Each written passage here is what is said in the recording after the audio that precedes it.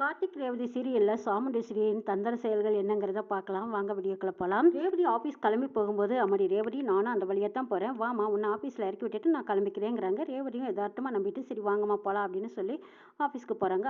அப்போ தான் சாமுண்டீஸ்வரி சொல்கிறாங்க, உங்கள் எம்டி நம்ம வீட்டுக்கு வரும்போது அவரை நான் பார்க்கவே முடியாமல் போச்சு. நம்ம ரெண்டு பேர்த்தோட உயிரையும் காப்பாற்றிருக்காங்க. எவ்வளோ பெரிய விஷயம். அவருக்கு நன்றி சொல்லினா நல்லாவா இருக்கும். நான் நேராக உங்கள் ஆஃபீஸ்க்கு வந்துட்டு எம்டியை பார்த்து நன்றி சொல்லிட்டு வரேங்கிறாங்க. ரேவதியும் சரி வாங்கம்மான்னு கூட்டிகிட்டு போகிறாங்க. ஆமாம் இங்கேயே உட்காருங்க, நான் எம்டி சார்கிட்ட பர்மிஷன் கேட்டுட்டு வந்து நான் உங்களை கூப்பிடுறேன்னு ரேவதி சொல்லவும் சாமுண்டீஸ்வரியும் சரின்னு வெயிட் பண்ணுறாங்க. அப்போ ரேவதி போய் கார்த்தியை பார்த்து எங்கள் அம்மா வந்திருக்காங்க, உங்ககிட்ட நன்றி சொல்லணும்னு சொன்னாங்கங்கிறாங்க. இது கேட்டு கார்த்தியும், அடடா அவங்க அம்மா வந்திருக்காங்களா, நானும் அவங்கள பார்க்கணுன்னு தான் நினச்சேன், நேற்று வந்து அவங்கள பார்க்க முடியல, சரி எனக்கு ஒரு 10 நிமிஷம் மீட்டிங் இருக்குது, அதை முடிச்சுட்டு அப்புறமா நான் கூப்பிட்டுமாங்கிறாங்க கார்த்தி. அதை கேட்ட ரேவதியும் சரிங்க சார், நீங்கள் வேலையை முடிச்சுட்டே கூப்பிடுங்க, அம்மா வெயிட் பண்ணுவாங்கங்கிறாங்க. சரி பாருங்க அப்படின்னு சொல்லிடுறாங்க. அப்போ ரேவதி வெளியில் வந்து சாமுண்டீஸ்வரி கிட்ட, அம்மா அவருக்கு ஒரு 10 நிமிஷம் மீட்டிங் இருக்குது, அந்த மீட்டிங் முடிச்சதும் கூப்பிடுறேன்னாங்க, அப்புறம் போய் நீங்கள் பாருங்கம்மா, எனக்கு இப்போ கொஞ்சம் அர்ஜென்ட் வேலை இருக்குது, நான் போய் பார்க்குறவா அப்படின்னு கேட்டு ரேவதி அவங்க வேலையை பார்க்க போகிறாங்க. சாமுண்டீஸ்வரி உள்ளே உட்காந்துருக்கிற எம்டி யாராக இருக்கும், ஒருவேளை அந்த டிரைவர் பையன் தானா இல்லை வேறு யாராவதுமா அப்படின்னு யோசிச்சுட்டே இருக்கும்போது பக்கத்தில் பிரியா கார்த்திவே நினச்சிட்டு இருக்காங்க. அப்போ கார்த்தி கூப்பிட்டதா பிரியா அவங்க ரூம்குள்ளே போயிட்டு வர்றாங்க. போனிட்டு திரும்பி வந்து ரொம்ப சந்தோஷத்தில் அவங்க ஃப்ரெண்டை கூப்பிட்டு பேசுகிறாங்க. ஒரு விஷயம் தெரியுமா, எம்டி சாரும் க்ரீன் கலர் ஷர்ட் போட்டிருக்காங்க, நானும் இன்னைக்கு க்ரீன் கலர், இதை நான் எதிர்பார்க்கவே இல்லை, எனக்கு பிடிச்சவரை நான் போட்டிருக்கிற கலர் ட்ரெஸ்ஸை போட்டு வாங்கன்னு நினச்சி பார்க்கல அப்படின்னு சந்தோஷத்தில் இருக்காங்க. ஆமாம், எப்போ பார்த்தாலும் ரேவதியை தான் கூப்பிடுவாங்க, இன்றைக்கி என்ன உன்னை கூப்பிட்ருக்காரு அப்படின்னு கேட்கும்போது, அதாண்டி பாசம் பந்தங்கிறது, இனிமேல் தான் எங்களுக்குள்ள முதல் லவ்வே ஸ்டார்ட் ஆக போகுது, அதுதான் அறிகுறி அப்படின்னு சொல்லி பிரியா சந்தோஷத்தில் இருக்கும்போது இதை சாமுண்டீஸ்வரி கவனிச்சிடுறாங்க. எது இந்த பொண்ணு எம்டியை விரும்புகிறாளா அப்படின்னு யோசிக்கிறாங்க. பிரியா கார்த்தியை பற்றி ரொம்ப பெருமையாகவும் புகழாகவும் அவங்க ஃப்ரெண்டுக்கிட்ட பேசிகிட்டு இருக்கிறத பார்த்துட்டு இருந்த சாமுண்டீஸ்வரி, சரி போய் எம்டி யாருங்கிறத பார்த்து தெரிஞ்சுக்கிட்டு அதுக்கப்புறம் பேசிக்கலாம்னு நினச்சிட்டு இருக்காங்க. அப்போ அந்த 10 நிமிஷம் இடைவெளியில் கார்த்தி ஏற்கனவே வந்து போயிட்டு இருக்கிற அந்த எம்டியை வர வச்சிடறாங்க. அவர் கொஞ்சம் வேலை இருக்குது, முடிச்சதையும் வரதுனால கொஞ்சம் லேட்டும் ஆகுது.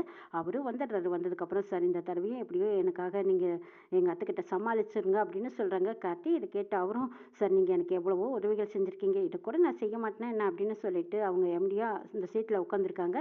அப்போ சாமுண்டீஸ்வரியை கூப்பிடும்போது சாமுண்டீஸ்வரி கதவை திறந்துட்டு உள்ளே போய் பார்க்குறாங்க. அவங்க எதிர்பார்க்கவே இல்லை, இந்த எம்டி தான். அச்சோ இவரையா பார்த்து நம்ம ரேவதி இவ்வளவு புகழ்ந்து பேசிகிட்டு இருக்கா, இந்த பொண்ணு பிரியா எவ்வளோ அழகாக இருக்கா, அவள் கூட இவரையா பார்த்து ரொம்பவே வளைஞ்சிக்கிட்டு இருக்கா. ஆனால் அவள் சொன்னதை பார்த்தா க்ரீன் கலர் ஷர்ட்டுனா, ஆனால் இவர் என்னடானா ரோஸ் கலர் ஷர்ட்டில் போட்டிருக்காரு.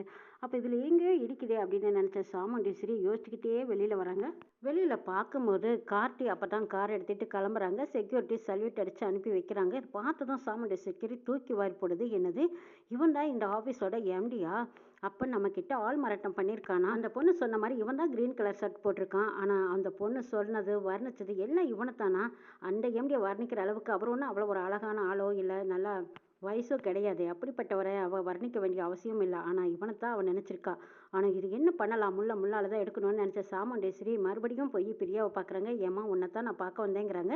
என்ன மேடம் நீங்கள் ரேவதியோட அம்மா தானே, ரேவதி அப்போவே கிளம்பி போயிட்டாலே, நீங்கள் அவளுக்காக வெயிட் பண்ணீங்க அப்படின்னு கேட்கும்போது, இல்லைம்மா உனக்காக தான் நான் வெயிட் பண்ணேங்கிறாங்க. எது எனக்காகவா, என்ன மேடம் சொல்கிறீங்க, எனக்கு ஒன்றும் புரியலையே அப்படின்னு பிரியா கேட்குறாங்க. ஆமாம் உங்ககிட்ட கொஞ்சம் தனியாக பேசணுங்கிறாங்க. தனியாக பேசுகிற அளவுக்கு நமக்கு என்ன இருக்குது அப்படின்னு பிரியா கேட்கும்போது, நீ யாரை விரும்புறியோ அவங்கள உங்க கூட நான் சேர்த்து வைக்க நான் முயற்சி பண்ணுறேன், ஏன்னு கேட்டால் உங்கள் 2 பேர்த்துக்கு தான் ஜோடி பொருத்தம் அருமையாக இருக்கும், அதனால தான் நான் சொல்கிறேங்கிறாங்க. நானும் உனக்கு ஒரு அம்மா மாதிரி தான், என் பேச்சை நீ நம்பலாம், நான் கொடுத்த வாக்கை எப்பவும் காப்பாற்றக்கூடியவங்கிறாங்க சாமுண்டீஸ்வரி. இதை பிரியா நம்பிக்கிட்டு, சரி அப்படிங்களா, அப்போ சரி, ஏதோ வழியில் போகிற தெய்வம் குறுக்க வந்து என்னை காப்பாற்றுற மாதிரியும் எனக்கு உதவுற மாதிரியே இருக்குது, சரி வாங்க எனக்கு நீங்கள் கண்டிப்பாக உதவுவீங்களா அப்படின்னு பிரியா ஆசைப்பட்டு அவங்கள தனியாக ஒரு ரெஸ்டாரண்ட் கூட்டிகிட்டு போகிறாங்க. பிரியா சாமுண்டீஸ்வரி 2 பேரும் ரெஸ்டாரண்ட்டில் உட்காந்து பேசிகிட்டு இருக்கும்போது அப்போ பிரியா கேட்குறாங்க, என்னோட காதலுக்கு நீங்கள் சப்போர்ட் பண்ணுவீங்களான்னு கேட்குறீங்க. அட என்னம்மா நீ இவ்வளோ பெரிய கம்பெனி எம்டியை நீ விரும்புகிற, அவரை உனக்கு கல்யாணம் பண்ணி வச்சா உன் வாழ்க்கை எவ்வளவு நல்லாயிருக்கும், எதிர்காலம் எவ்வளோ சிறப்பாக இருக்குங்கிறது எனக்கு தெரியுமா, உன் வாழ்க்கை நல்லா இருக்கணுங்கிறக்காக தானே உன்னை தனியாக கூப்பிட்டு வச்சு நான் இவ்வளோ தூரம் பேசிகிட்டு இருக்கேன், நல்லது நடக்கணுங்கிறக்காக நான் என்ன வேணாலும் செய்வேன், நான் கொடுத்த வாக்கில் மாறவே மாட்டேங்கிறாங்க சாமுண்டீஸ்வரி. இதை நம்பிட்டு இருந்த பிரியா, சரி மேடம் எப்படியோ என்னையும் எம்டி சாரையும் சேர்த்து வச்சிங்கன்னா போதும், ஆனால் எம்டி சார் எப்போவுமே என்கிட்ட லைட்டாக பேசுவாங்க, ஆனால் ரேவதியை கண்டு வளைஞ்சிக்கிட்டே இருப்பாங்க தெரியுங்களா, எப்படியாவது என் பக்கம் தசை திருப்பி விட்டுருங்கன்னு கெஞ்சுறாங்க. சரி மேடம் எனக்கு ஒரு சந்தேகம், இவ்வளோ பெரிய எம்டியை உங்கள் பொண்ணுக்கு கல்யாணம் பண்ணி வைக்கணும்னு உங்களுக்கு தோணவே இல்லையான்னு பிரியா கேட்குறாங்க. அட என்னம்மா நீ, அப்படி ஒரு ஆசை எனக்கு இருந்துச்சு, ஆனால் என்ன செய்கிறது, என் பொண்ணுக்கு வேறொரு இடத்துல நான் சம்மதம் பேசிட்டேன், இதுக்கப்புறம் நம்ம மாப்பிள்ளையை மாற்றினா நல்லாவா இருக்குங்கிறாங்க சாமுண்டீஸ்வரி. ஆமாம்மா அது கரெக்ட் தான், எல்லாம் மாற்றவே கூடாது, அது ரொம்ப ரொம்ப தப்பு, ஆனால் எங்கள் எம்டி சார் ரேவதியை கண்டா வளைஞ்சிக்கிட்டே இருக்காரு, அதான் ஏன்னு தெரியல, ஆனால் அவர் என் பக்கம் திரும்பவே மாட்டேங்கிறாருங்கிறாங்க. இதை பாருமா நீயும் என் பொண்ணு மாதிரி தான், ரேவதிக்கு சீக்கிரமாக கல்யாணத்தை முடிச்சிட்டா, அதுக்கப்புறம் எம்டி சார் உன்னை தான் பார்ப்பாரு, உன்னை தான் கல்யாணம் பண்ணிக்குவார்.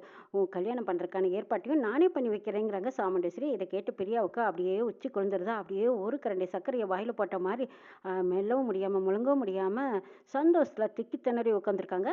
சாமுண்டீஸ்வரி உண்மையை தெரிஞ்சதும் வீட்டில் வந்து ஆக்ரோஷமாக உட்காந்துருக்காங்க. அப்போ சூரியகலா வந்து அத்தை என்னது ஏன் இப்படி சூடாக இருக்கீங்க, என்ன வெளியில் போய் டென்ஷனாக வந்திருக்கீங்களாங்கிறாங்க. டென்ஷனில் மட்டும் இல்லை, சரியான கோவத்தோடவும் வந்திருக்கா. நான் இப்படி வேலை பார்க்குற கம்பெனிக்கு போனேங்கிறாங்க. அப்படியா, அங்கே போனீங்களா, அப்போ நான் பார்த்த எம்டி தானே நீங்களும் பார்த்துட்டு வந்தீங்கன்னு சூரியகலா கேட்குறாங்க. அங்கே தான் தப்பு நடந்திருக்கு. டிரைவர் பையன் எவ்வளோ பெரிய கிரிமினலுங்கிறது நான் ஆரம்பத்துலேருந்து சொல்லியிருக்கேன். அவள் எல்லாத்தையும் ஏமாற்றக்கூடியவே, அதே மாதிரி தான் நம்ம எல்லாத்தையுமே ஏமாற்றிட்டான்னு சொல்கிறாங்க சாமுண்டேஸ்வரி. இதை கேட்ட சூரியகலா அத்தை என்ன சொல்கிறீங்க, ஏமாற்றிட்டானா, அந்த டிரைவர் பையன் அங்கே இருக்கானாங்கிறாங்க. அங்கே தான் இருக்கான், அவனோட கம்பெனி தான் அது, நமக்கு தான் தெரியல. ஆனால் ரேவதிக்கும் இது தெரியாமல் தான் அங்கே வேலைக்கு போயிட்டுருக்கா. இவளை கண்டதும் அவள் வளைஞ்சிட்டு இருந்திருக்கான். அங்கே இருக்கிற ஒரு பொண்ணு சொன்னான், அவள் அந்த டிரைவர் பையில விரும்புகிறா, அதனால தான் அங்கே நடக்கிற எல்லா உண்மையும் புட்டு புட்டு என்கிட்ட வச்சுட்டாங்கிறாங்க சாமுண்டேஸ்வரி. இதை கேட்ட சூரியகலா அதிர்ச்சி அடைகிறாங்க. ஐயோ இவ்வளோ பெரிய கிரிமினலா அவள் அப்படின்னு சொல்லும்போது ஆமாங்கிறாங்க சூரியகலா. நான் இன்னைக்கு ஒரு முடிவு எடுத்திருக்கேங்கிறாங்க. சூரியகலாவுக்கு ஒன்றுமே புரியல. என்னத்தை செய்ய போகிறீங்க அப்படின்னு கேட்குறாங்க. ஒரு நிமிஷம் பதட்டப்படுறாங்க. அதாவது அந்த டிரைவர் பையலுக்கும் ரேவதிக்குமே கல்யாணம் கீடு பண்ணி வச்சிருவாங்களோ அப்படின்னு பதட்டப்பட்ட சூரியகலா திரும்ப திரும்ப கேட்கும்போது அப்போ சாமுண்டீஸ்வரி சொல்கிறாங்க, அதாவது மருதுக்கும் ரேவதிக்கும் நாளைக்கே நான் கல்யாணம் பண்ணலான்னு முடிவு பண்ணிட்டேங்கிறாங்க. இதை கேட்டதும் சூரியகலானால நம்பவே முடியல. என்னத்தை சொல்கிறீங்க, நாளும் கிழமை பார்த்து செய்யலான்னு சொல்லிட்டு இருந்தீங்க, இன்னும் நிறைய வேலைகள் இருக்குது, இப்போ எப்படி திடுதுப்புன்னு கல்யாணம் பண்ணுறதுன்னு கேட்குறாங்க. அத்தை நீங்கள் முடிவெடுத்தா பரவாயில்ல, ஆனால் ரேவதியும் உங்கள் வீட்டில் இருக்கிறவங்களும் இருக்கல ஒத்துக்குவாங்களான்னு கேட்குறாங்க சூரியகலா. அவங்க ஒத்துக்கிட்டாலும் சரி ஒத்துக்காட்டாலும் சரி, ஆனால் ரேவதி கண்டிப்பாக என் பேச்சை கேட்பா, நான் சொன்னால் கண்டிப்பாக கல்யாணத்துக்கு ஒத்துக்குவான்னு சொல்கிறாங்க சாமுண்டீஸ்வரி. அத்தை மருது வேணால் நான் சம்மதிக்க வச்சிருவேன், ஆனால் அவங்க வீட்டில் இருக்கிறவங்க யாராவது ஏதாவது பிரச்சனை பண்ணிட்டா என்ன செய்யறது, ரேவதியே குறுக்க திரும்பிட்டா நீங்கள் என்ன செய்வீங்கன்னு கேட்குறாங்க. ரேவதி என் பேச்சை எக்காண்டு கொண்டு மீற மாட்டா, ஆனால் வீட்டில் இருக்கிற யாருக்கும் தெரியாமல் தான் ரேவதிக்கும் மருதுக்கும் கல்யாணம் பண்ணணுங்கிறாங்க சாமுண்டீஸ்வரி. சரி எப்படி தனியாக கூட்டிகிட்டு போகிறதுன்னு கேட்குறாங்க சூரியகலா.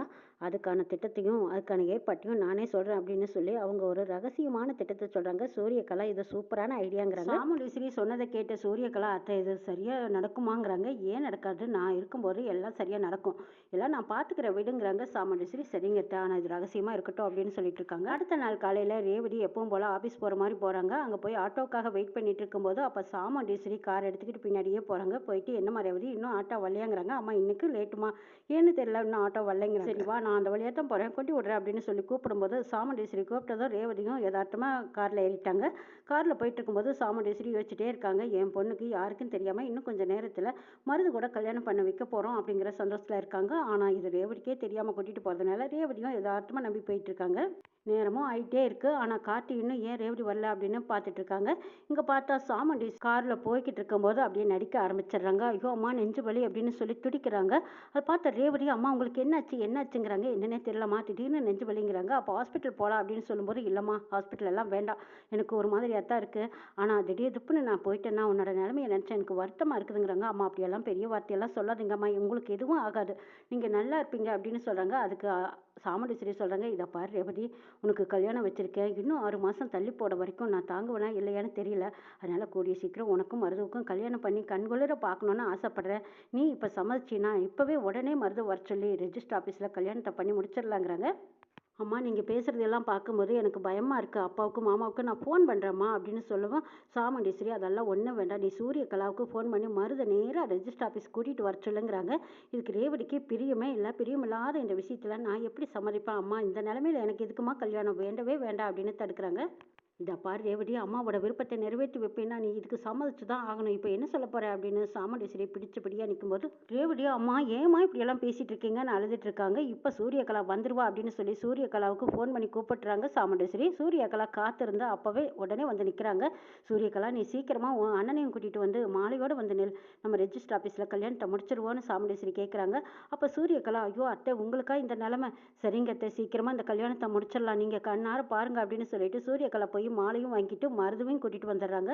மருது வீட்டிலேருந்து கிளம்பும் போதே பட்டு வேஷ்டி சட்டோட தான் புறப்பட்டுருக்காங்க. மயில் வாங்கிட்டு ராஜராஜனுக்கும் சந்தேகமாக இருக்குது, என்னடா இது என்னைக்கும் இல்லாமல் இவன் என்னடானா இன்னைக்கு பட்டு வேஷ்டி சட்டோட போயிட்டு இருக்கான், என்னன்னு தெரியலையா அப்படின்னு மயில் வாகனம் உடனே கார்த்திக்கு ஃபோன் பண்ணிடுறாங்க. அதில் ரேவதி அங்கே வந்தாச்சாங்கிறாங்க. இன்னும் ரேவதியை காணுமே, நானே ஃபோன் பண்ணலான்னு நினச்சேன், நீங்களே கூப்பிட்டீங்க அப்படின்னு கார்த்திக் கேட்கும்போது சகல என்னென்ன தெரியல, இந்த மருது வீட்டில் இருக்கானே அந்த பையன் இன்னைக்கு பட்டு வேஷ்டி சட்டோட போயிட்டு இருக்காங்கிறாங்க. அப்படி அவன் எங்கே போகிறான்னு போய் பாருங்கன்னு சொல்கிறாங்க கார்த்தி.